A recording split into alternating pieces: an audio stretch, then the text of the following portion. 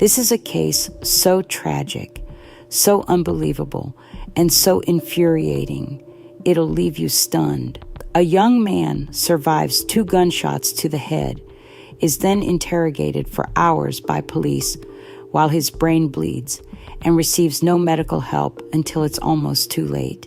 And a young woman, full of life and dreams, is taken far too soon.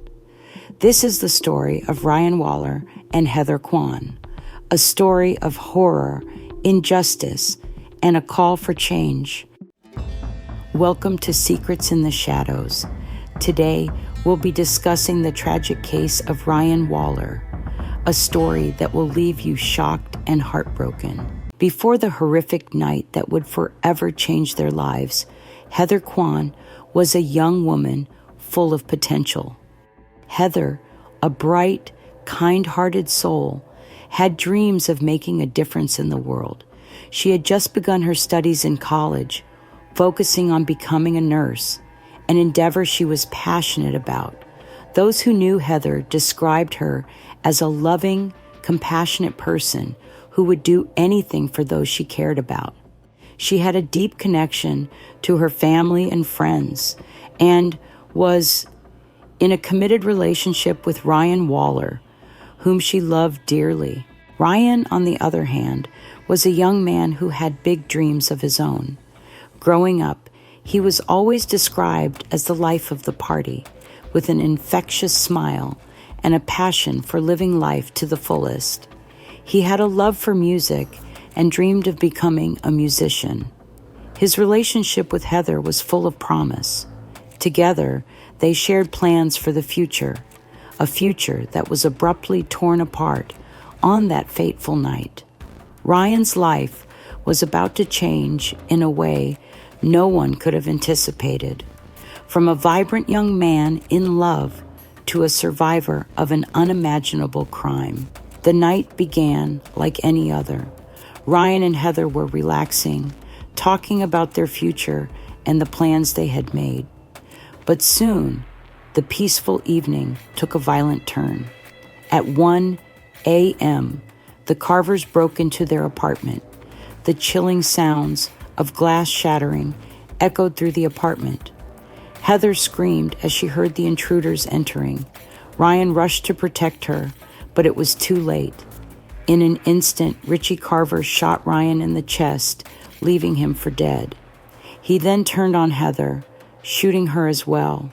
Ryan, barely conscious, crawled towards the phone, blood staining the floor. Meanwhile, Heather, fighting for her life, managed to call 911. The police arrived soon after, but it was already too late. Heather was dead. Ryan, somehow alive, lay in a pool of his own blood. Who were these men who caused such terror in the lives of 2 innocent young people? Richie and Larry Carver were no strangers to violence. Richie, the older of the 2, had a long history of criminal behavior. He was known for his violent tendencies, but he had a special bond with his younger brother, Larry. Larry, though a less prominent figure in their criminal escapades, was no less dangerous. Together, the Carvers' actions spiraled out of control, culminating in this heinous attack on Ryan and Heather. But what drove them to commit such an atrocity? Was it a random act of violence, or had they targeted Ryan and Heather specifically? What was the real motivation behind this senseless attack? The answers would not come easily, but the truth of their actions would eventually unfold. As Ryan lay bleeding on the floor, the police were called, and when they arrived, they made a series of critical mistakes. They treated Ryan as a suspect rather than a victim, questioning him for hours as his life slowly drained away. In an interrogation room, Ryan, barely able to speak, was questioned for 6 agonizing hours. The police failed to recognize his desperate need for medical attention, leaving him in a state of shock and untreated trauma. The interrogation was a slow and painful process. Instead of immediately tending to Ryan's physical needs, officers continued to ask him about the events surrounding the shooting. "Where did they go? Can you describe the attackers?" they asked, ignoring the blood pouring from his chest. Ryan could barely keep his eyes open as the police continued their questioning. "I'm in a lot of pain," Ryan whispered repeatedly. "Please, I need help." But the police, indifferent to his suffering, failed to act. It wasn't until hours later, when Ryan's condition had worsened significantly, that he was finally rushed to the hospital. The delay in treatment would cost him dearly. When Ryan's family received the news, they were in shock. His mother, a woman whose love for her son was boundless, felt as though her world had collapsed. She was furious at the way the police had handled the situation and devastated by the death of her son's girlfriend, Heather. "They failed him," Ryan's mother would later say. "He should have never been treated like that. He was a victim." Ryan's family, already grappling with the loss of Heather, was now left to pick up the pieces of Ryan's shattered life. The emotional toll on them was unimaginable. The trauma they experienced would stay with them forever. As doctors raced to save Ryan's life, he managed to whisper one name, Richie.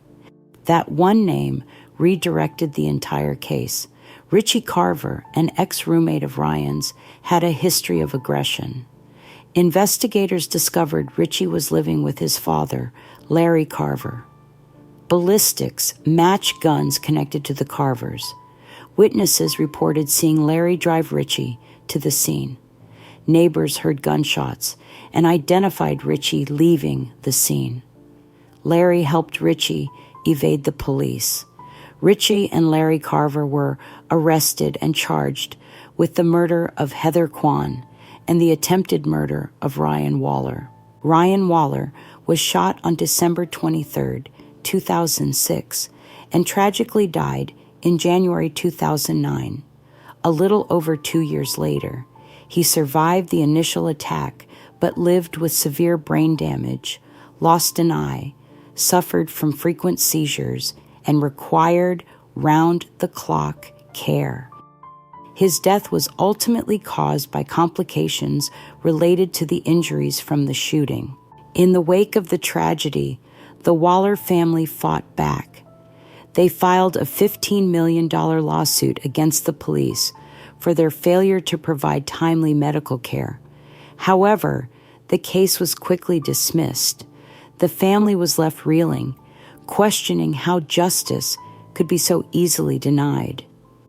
"How could they just let this happen?" Ryan's father said. "They didn't even try to save him." But as the case unfolded, something unexpected happened.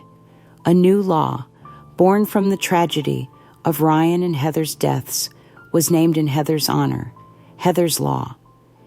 This new legislation aimed to reform police procedures and ensure that victims of violence received immediate medical attention, no matter the circumstances.